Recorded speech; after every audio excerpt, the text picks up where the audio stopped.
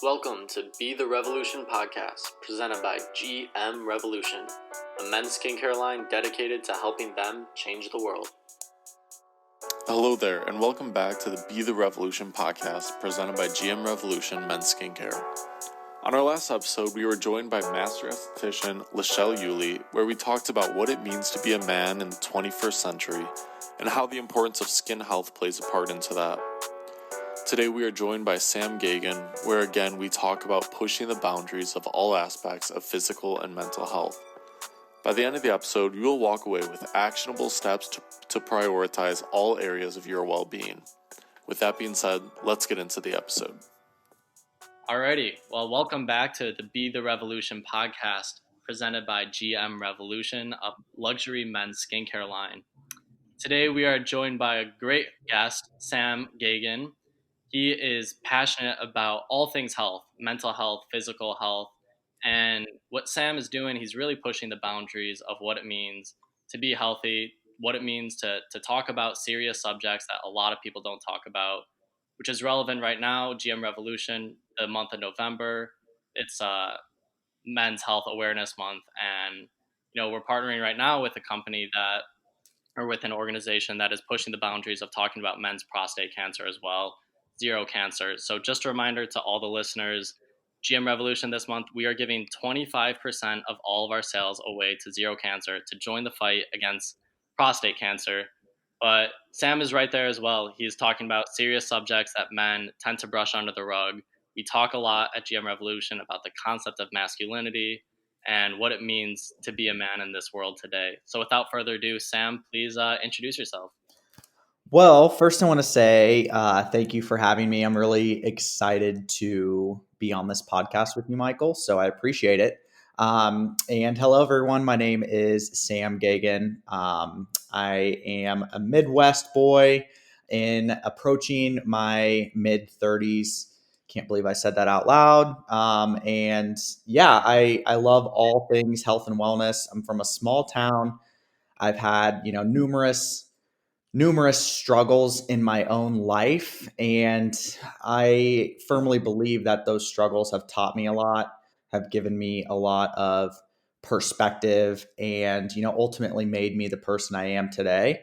I'm just really excited to be here. Yeah, great to have you. And, we've done a promotion with Sam before for GM Revolution, and he's got an Instagram, a fantastic Instagram following, and his blog is fantastic as well. So I would highly encourage anyone out there to go check that out. But, the reason that we found Sam is, he's talking about important topics in men's health. So do you want to talk, Sam, about how you got into health and wellness in the first place? Yeah, for sure. So, I grew up in a very conservative, small religious town, and going through the motions for so long. I, did the whole high school, go to college stuff, and my first semester of college, I was in business just because I thought that I was what I needed to do until I realized how awful it was. So I ended up switching over to kinesiology, which is exercise science.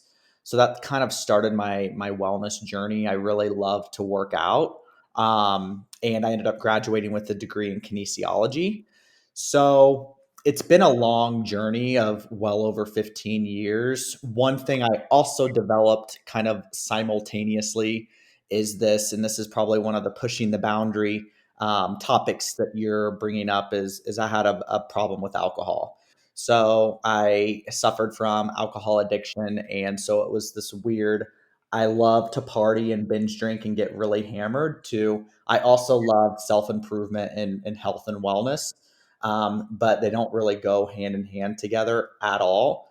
So my journey really started in college. And then as my addiction with alcohol grew really, really bad, I ended up quitting alcohol, and I just had my 4 years of sobriety here. Actually, this month, it was just a few days ago. So Congratulations thank, there. thank you. And for me, the giving up alcohol, giving up the thing that was really holding me back, really just elevated everything in my life, from my health, wellness, fitness, finances to we talked about mental health and mindset to sleep to skin, which I love skin. That's why we also partnered together. I'm really passionate about that as well.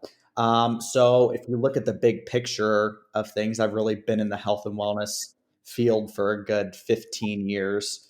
And yeah, I love talking about it. And I think one thing I'm really proud of is that I speak about it, but I also live it. I breathe it. I practice it every single day. And to me, it means so many different things, not just what you eat and exercise, but it has a spectrum of things to consider when you're really trying to stay healthy. Yeah.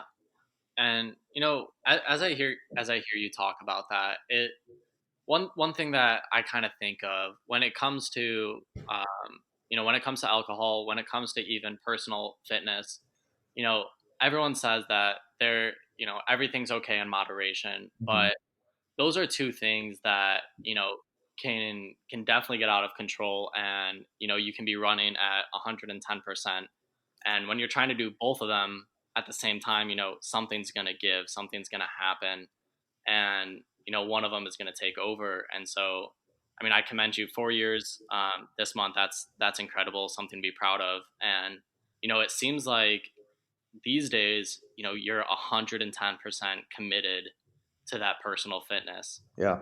So what is kind of your day-to-day look like on that? Great question. So, I'm a big believer in a few key things. I really preach and practice, discipline, consistency, and really healthy habits. So my typical day starts at 5 a.m. Wow. So I get up at 5. I refuse to look at my phone for the first hour of the day. And the reason being is I do sales. I have a team I manage. I do a lot of connecting on my social, and I'm connected all day. So I don't want to start my day that way.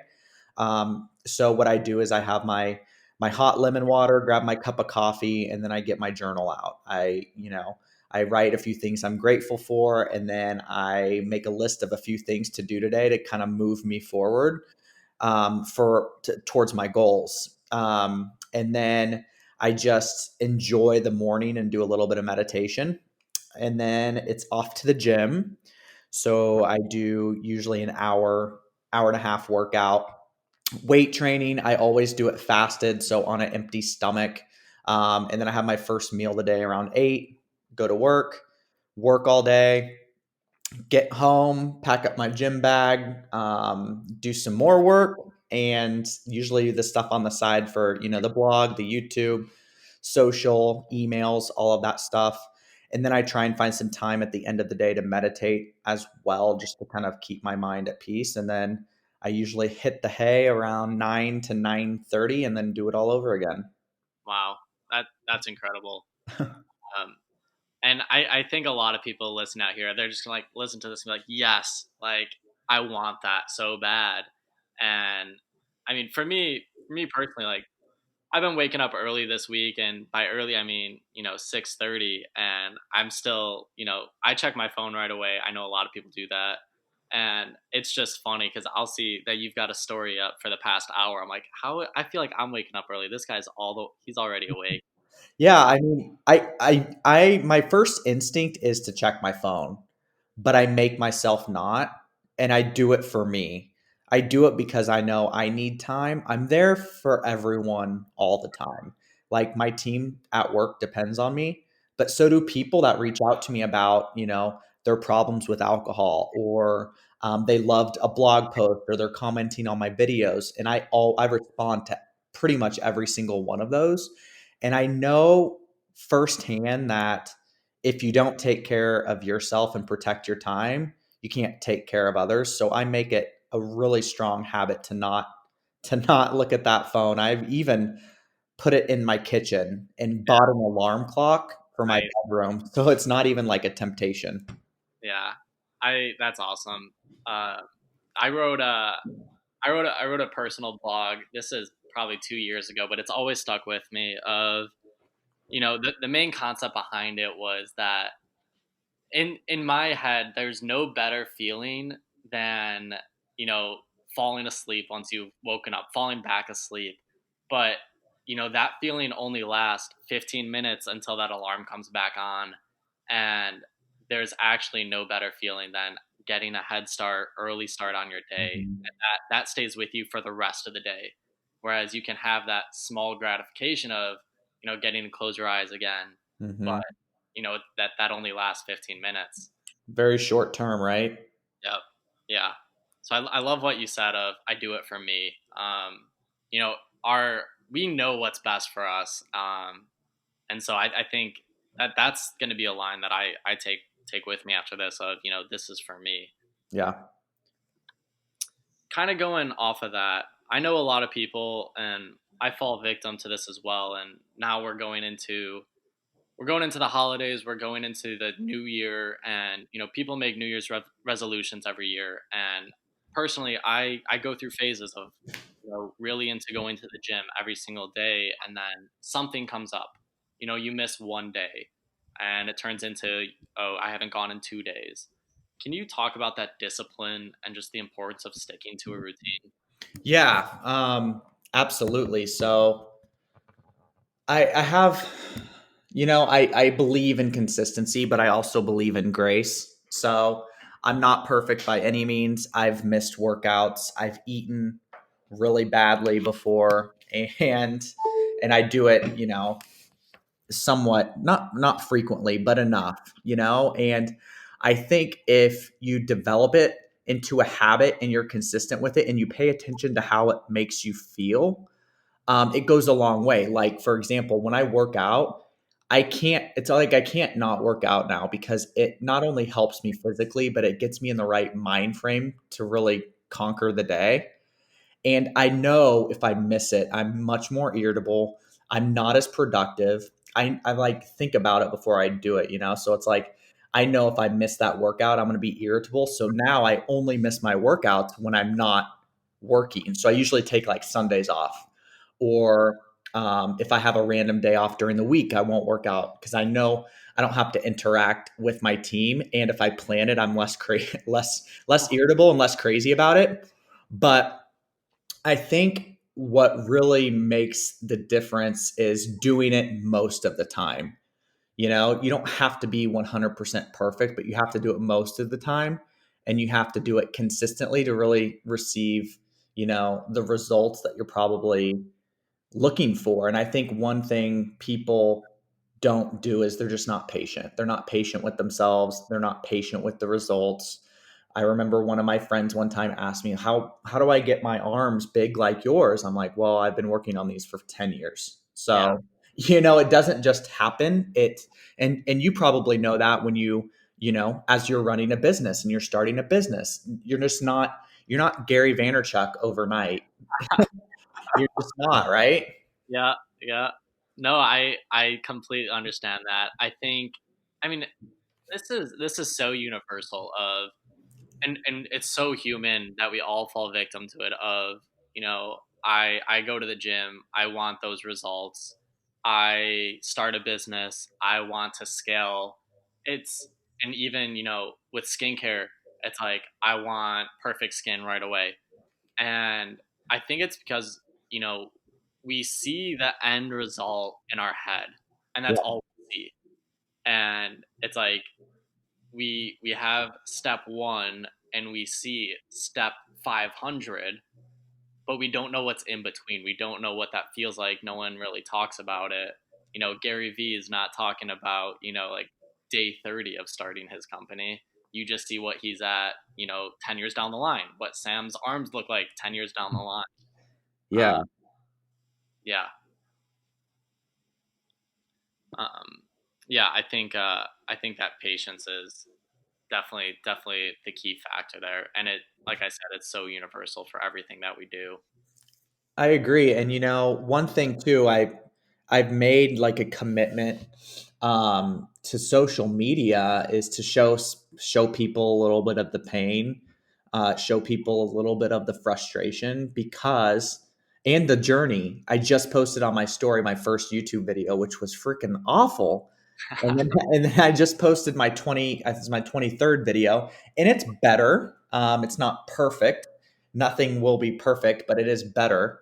And I think it's just important that we understand, social media and blogs and all that stuff. Most of the time, they're going to show you the good. They're going to show you, oh my gosh, look at me, I'm so fit.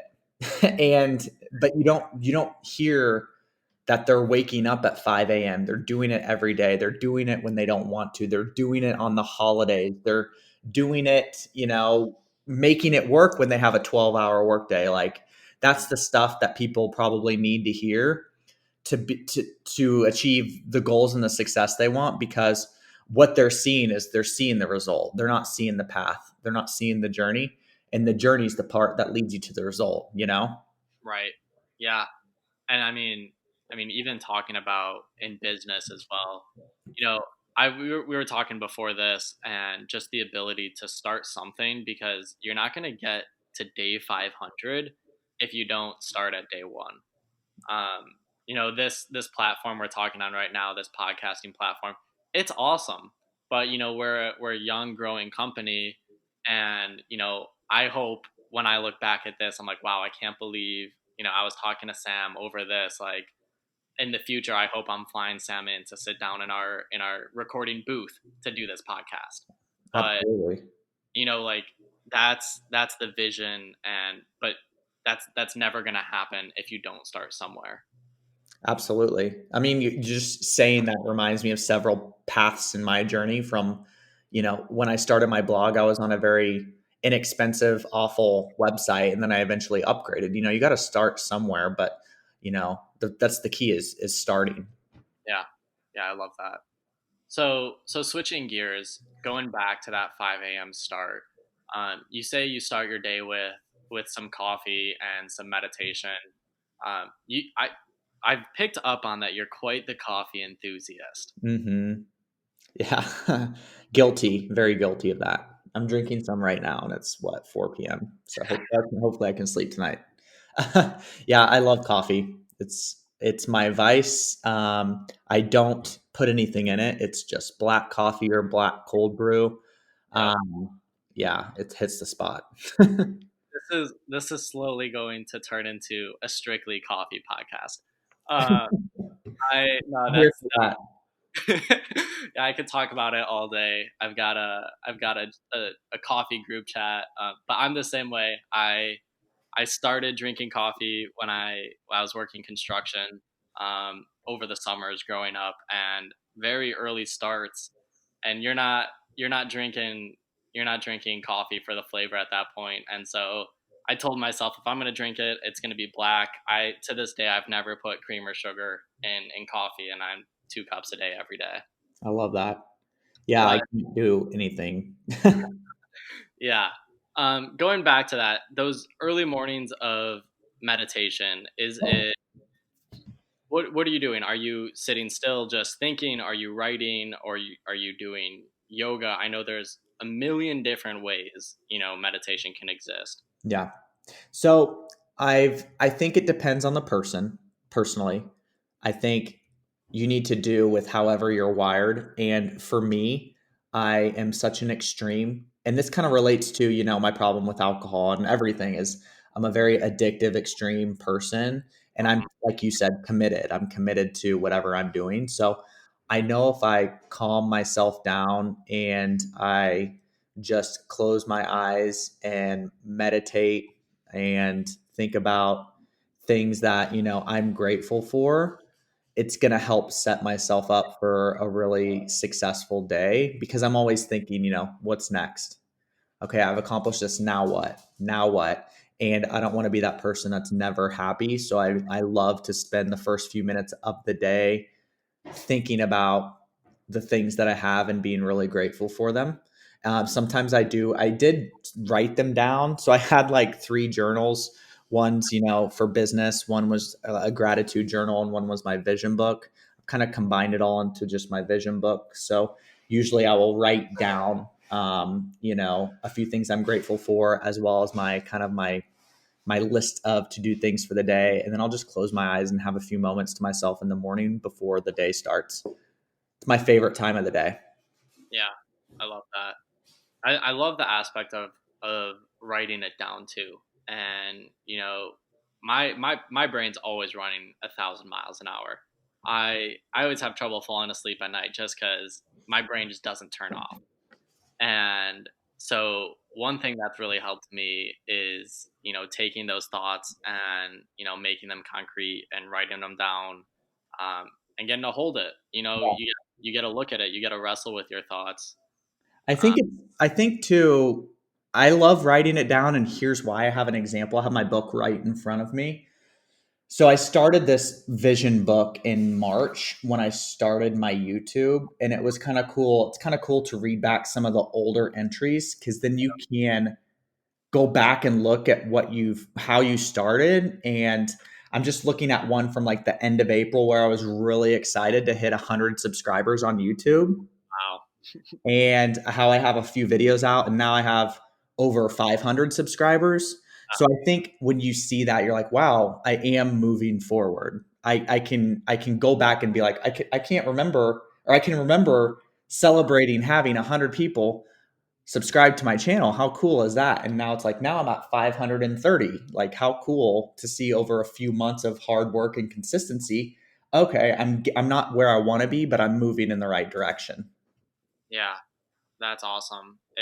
It's a nice reminder because when you're stuck in the day to day, you you're growing, but you don't feel like you are. It's not until you're able to look back and just see exactly how far you've come. Yeah, for sure. Yeah, I was actually listening to a speaker. This was earlier this week. He was talking about how he grew his business. He eventually took it public and eventually got acquired. And one thing that he did as a kind of going away gift that he gave back to all of his employees once the company got acquired was he compiled a list of, it was his Friday notes. It was 5 years of Friday notes or something like that. And it was a huge book of, every Friday he would write down, what was going on at the end of the week, and looking back on it, of what an incredible journey it was, of what we accomplished in those years. And so it's nice to have something tangible to look back on. Absolutely. And I'm all about, so this book that I am obsessed with, one of my friends, good friends, she kind of has like the same mission. She wants to help a lot of people. It's in a different avenue, but helping nonetheless. She gave me this book called The Secret, and I'm obsessed with it. It's just really about how your thoughts become things, and how if you think it, you can do it. So I do, part of my meditation practice is really reading a couple pages of that every morning, because it's just an empowering book, knowing that whatever I put my mind to, whatever Sam puts his mind to, he can do, he can accomplish. And it just gets me in the right mind frame. And if any of your listeners are interested, that book is The Secret. It is awesome. I highly recommend it. It's kind of like my Bible in the morning, my manifestation Bible that I love. Yeah, that's awesome. I got to start incorporating from my guests some book recommendations because I'm always looking for some. Um, and this year I've definitely started reading some more of those. Kind of those, what are considered in the business section, but a lot of them are those self help, kind of Mhm. inspirational books. Yeah, for sure. I do. If you guys want to, I have a section on my blog, ripstyle.com. That's ripstyl.com. There's a section that I do have a lot of book recs that I really, really enjoy. One of them is David Goggins, who has an incredible story. Yep. His book is really good, and it's about mindset. And I'm really into the mind, like how can like, because your mind is your biggest asset. How can you, it can either help you do stuff or it can stop you from doing stuff, right? So it's an incredible book on just mental toughness. Yeah. No, he's fantastic. I've Yeah, watched a lot of videos of his interviews. That he's just incredible. he's got an awesome story too. Yeah, of success and then failure right after that, and Yeah. how he came back from it. Yeah. Um, one book that I had just finished reading. a couple weeks ago. It was called Zen Golf. I'm a big golfer in my when I do have free time. And one thing, one the biggest thing I took out of it is, you know, whenever something comes up, um, whether it be, something bad that happened throughout the day, or whatever it is, make a note of it. You know, recognize that it exists. Just make a note of it and keep going. Don't give it any more thought than a Mhm. simple tally mark.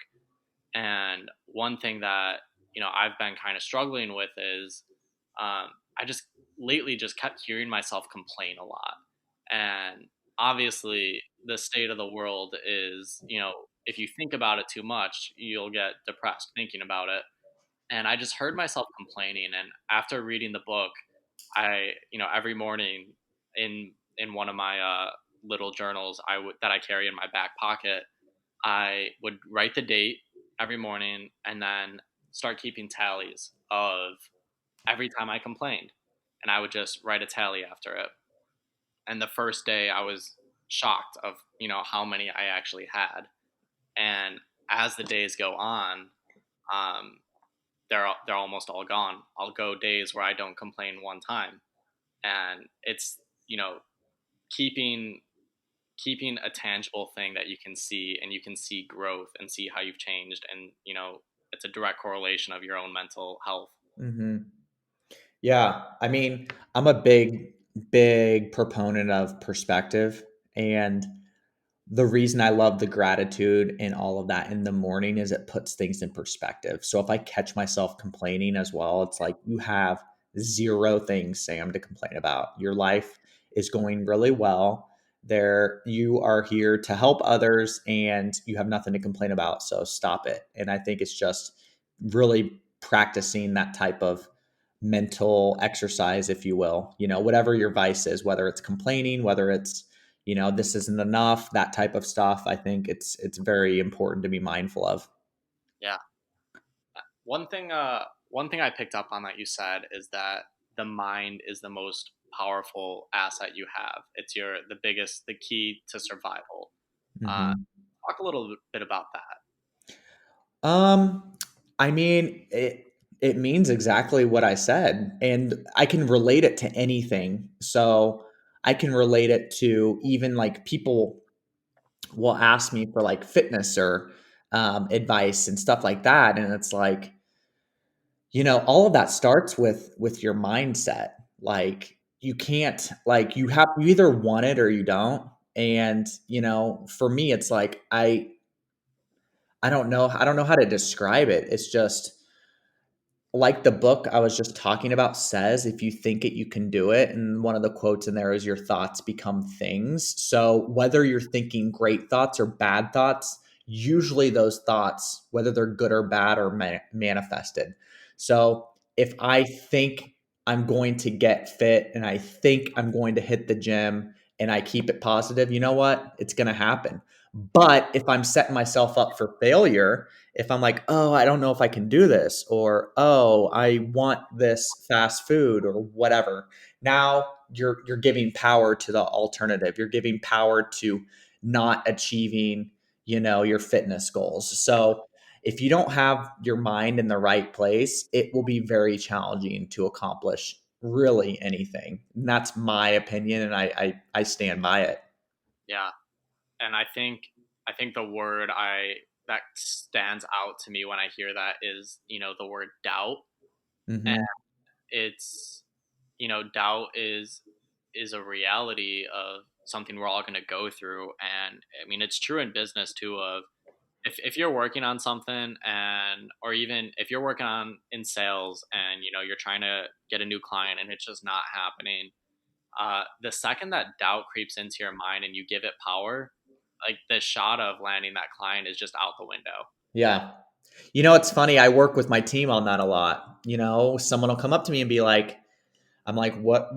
Because we do, I run a team for its company called Sunlighten. We sell infrared saunas, which is really cool. It fits right in my alley of health and wellness, Yeah. skin detox, all that. So I'll go through and ask them, hey, what's in your pipeline? What do you think you're going to get? And they'll be like, I think, I hope I get this. I'm like, you hope? Yeah. Like, let's be more, positive. Let's go in there and make it happen. We need to help this customer. We need to help them get the best product out there. And, it's just how people think. I think there's so many more people out there that don't think they can do it than people that think they can. And what I've practiced and what I've done through experience is I believe Sam can do whatever Sam wants to do. And I'm that driven, but it's taken a lot of practice. It's taken a lot of time to really build that mental toughness. And it's also taken a lot of time to build that type of positive mindset. I've failed a lot. I fail every day, but I've accepted that failure is part of being successful, because failing means I'm trying. And I think when you get there and you embrace the entire picture, you embrace the failures, you embrace the confidence, you embrace the attitude, I think you can truly go get, whatever you want, but it starts with your mind and how you think. Yeah. The Yeah, I love that. I just think, to sum it up into one phrase, it's, creative confidence. And, sometimes it takes those, because we all fail, and a lot of us are scared of failure. And even that in itself can just inhibit you from even trying new things. But, you know, sometimes we just need that small win. And even if it's those small wins throughout the day of, okay, that meeting went smooth, or even that meeting ended on time, we didn't go over, but just take those small wins and, build those up, and just know that, like, there's small wins and there's big wins all around you. And, that'll help build that creative confidence to have Hmm. that mindset of, I can do this. There's no reason I can't do it. Absolutely. The small wins lead to the big win. Yeah. They Yep. do. Yep. Definitely. Um, Shifting gears once again, kind of talking about your platform. You, once again, for everyone listening, Sam's got a great Instagram community, and I use that word community very intentionally because the engagement on everything is incredible. It's, the same people coming back, commenting on each other. Talk about how you built a community, especially growing up in kind of this small town, as you said. Yeah. So where do I start?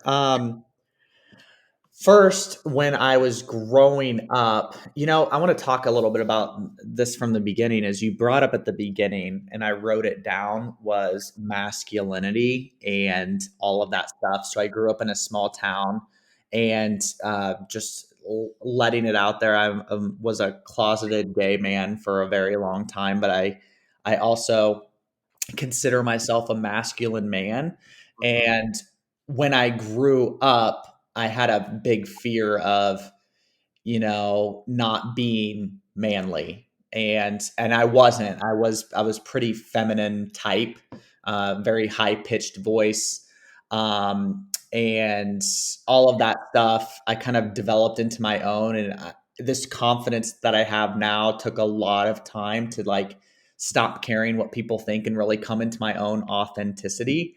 So my platform, I speak a lot. I talk about my sober journey, but I also talk about my journey with, some trauma and some pain from the past and growing up not being accepted or not being able to be who I wanted to be.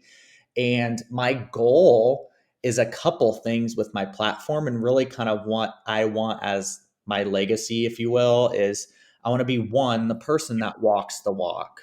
So, like I said, I'm the person that when I say I'm going to do something, I do it. I practice what I preach. And I truly believe I am that person. And then, two, I want to be the person. This is my ultimate goal, is to be the person that I needed when I was younger. I Yeah. needed a strong role model that is somewhat different, not a normal cookie cutter man married to a woman type person. I needed a role model.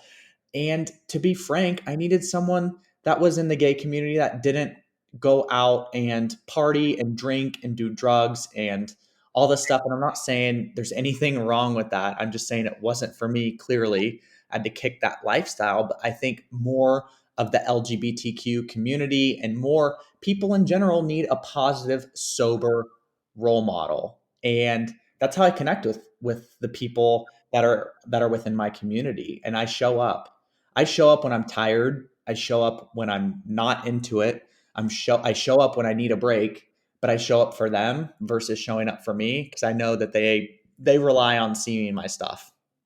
Yeah, that's awesome. I mean, right now, I think, I similar kind of thing of like, I'm kind of going through this stage in my life where it's like, it's definitely a big turning point at the age where I'm at, and it's like I wish there was a book that I could read right now, and it's just no one's talking about it, and so at some point you have to be what you wish someone else could be Yeah. for you in that stage of your life.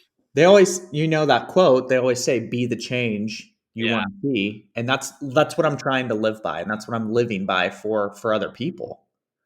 yeah, that's awesome.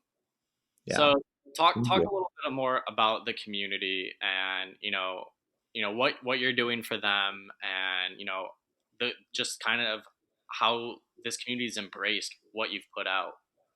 Yeah. So I think my community embodies a lot of health and um, positive vibes, if you will. The reason I say that is there's so many different layers to it, So first, I want people to know it's okay to be not the status quo. I know it's okay to be different, but I want to show a lot of people that you can overcome these challenges as well, and you can live that authentic life. And the community I've built is just it's fun. We show up for each other. We show vulnerability. A lot of my vulnerable posts seem to get the most engagement because I think that's what people relate to, because everyone, no matter how successful or old or young you are, have vulnerability. And someone that I follow, which I'm sure you've heard of or people have heard of, Brene Brown, really preaches the vulnerability, and that's touched me really to the soul, because I think that is a huge, powerful piece that we all have. And I think that's why a lot of people show up in the community. They show up because I'm vulnerable. They show up because I'm real, because I do the things I say I'm going to do. And, I'm very grateful for that. And I'm glad I could be of service and of help to a lot of people as well. Yeah, I yeah, that's awesome. I think one reason of just kind of shedding light on some of the success you've had in that community is I think people are just so sick of, in terms of social media, of we realize of what we see is not reality, and we're so sick of seeing things that just don't paint things the way they actually are. But with you, it's like you're showing everything, Yeah. like the highs, the lows, and in terms of like, if people are connecting online more than ever, it's like thank God they have someone like you, and that's why they're reaching onto something like that, because it's real. Yeah. It's not fake. You're showing them exactly who you are, and showing them it's not okay. It's okay to not always be okay, and that there's light at the end of the tunnel. Because you never know where people are on Yeah. that stage of life. Absolutely. And it's funny, like I do show the real one. Like over the summer, I had a week where I disconnected from social media. I announced it and I also told everyone why. Hmm. And it's because it can be very overwhelming and I couldn't keep up. I needed a break for like mental health because, not everyone is good all the time. And, I look at it like a couple things. Like, one, I feel like I could give up social media completely. However, we are in 2020 and it's a way people connect. So it's Yeah. like you have to kind of accept that. Yep. And then I thought more about it and I'm like, no, I can't do that because people need the stuff I put out. Yeah. Like, why not be a person that can help bring positivity and the good stuff into someone's life? Rather, like, it's like, go with what's happening, like go with the social media flow, but make it good, make Yeah. it positive, make it something people can connect to, versus like the alternative where they're consuming, you know, fakeness and surface level stuff with no depth. I didn't want to be that person either. So it's been something I've wrestled with, but I've made the commitment to stay with it, and it's because I want to be that positive person for others. No, that's awesome. Because I mean, even for me personally, there's times where it's like, yeah, I could delete all of this forever, and it would probably be healthy for me. Yeah. At the same time, for example, say I'm spending 1 hour on Instagram a day, just tossing out a random number. It's not less of the amount of time you're spending on it. It's what are you doing with it? Are Right. you just sitting there aimlessly scrolling, which is completely mind numbing, or are you actually creating value out there? And I think Yeah. that's something that you've really done well. Thank you. And that's actually been a mission of mine. So, flash back a few years, it was like, shoot, it was stupid stuff. It was a shirtless picture with the Cardi B lyric or something silly. But recently, not recently, in the last few months, I've made the commitment to put out value. So maybe now my pictures come with a workout they could do, or it comes with an experience that I had that could help others. So my goal is, when I'm on social media, I'm doing two things: I'm creating value, or I'm connecting with others for a purpose.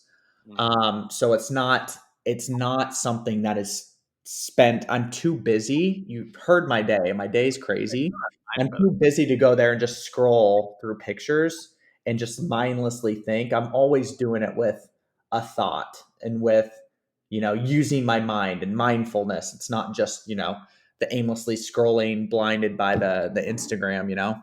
right. And I think I've said this word in every single podcast episode. It keeps coming up of just intention. Whatever you're doing, it's got to have a purpose, and you just can't be out there wasting time, because it's time that you could be dedicating to something else. You've got an incredible routine that you go through, but it's because you're not wasting time elsewhere. Absolutely. And I think, it's interesting. So, just an experience with mastering the mind. I am busy, right? But I refuse to say that. Yeah, I used to say it all the time: too busy, too busy. I can't do, I'm too busy. But now it's like, no. I say, I have enough time to do whatever I need to do. I yeah, have enough time to do this. I have enough time to do this. And it goes back to the intention of my time. What is worth my time? I have plenty of it. When I did give up social media for that week, shit. Sorry, I don't know if we can cuss on here. I just did. But I had a ton of time, and it's because I do spend a lot of time putting content out there and connecting. And I think everyone has plenty of time. We all have the same 24 hours. So it's how you use it and how you look at it. It's plenty of time to get the things done you want to do. You just have to use your time wisely. yeah. I mean, I don't know anyone that's not busy at this point. If you're not busy, let me know what you're doing. And but it is a mindset thing of, I don't have to do these things. It's I get to do these things, and it's all the mindset of Thanksgiving and appreciation. Absolutely. Yeah, yeah. Um, wow, this 43 minutes, like I said, Sam, it's gonna fly by, this conversation. I know. I feel like we could talk for hours. Yeah, I know. We might have to have you on again sometime for part two. But When you have your studio, right? exactly, yeah, I'll fly you in for the next episode. Perfect. Well, honestly, this was a great conversation. I'm gonna wrap it up now for the sake of time, but for everyone out there, like I said, go check out Sam's content. I promise he'll have content before you wake up and check your phone every morning. I have to We make it would have it around bedtime too. true. I might have to make it a new thing of I have to wake up before Sam's got an Instagram story up there, because Oh he's my gosh. he's always on the grind. But Yeah, everyone go check out Sam's content. He's got great stuff. Read his blog; it's fantastic. There's a reason GM Revolution is partnering with Sam in the first place, and it's because of that message and everything we talked about today. So thank you, Sam, once again for hopping on here. Thanks so much for having me. It's been such a great time. I will say, and this goes back to kind of the journey piece, I will say I never would have thought in a million years that I would have a partnership with a skincare company, because in the past my skin has looked that bad. So to see it come around is nice, but I made it a priority and took care of it. But once again, it takes a lot of time. So it was a really great time talking with you, Michael, and I look forward to doing this again. Alrighty, well, that just about wraps up this episode.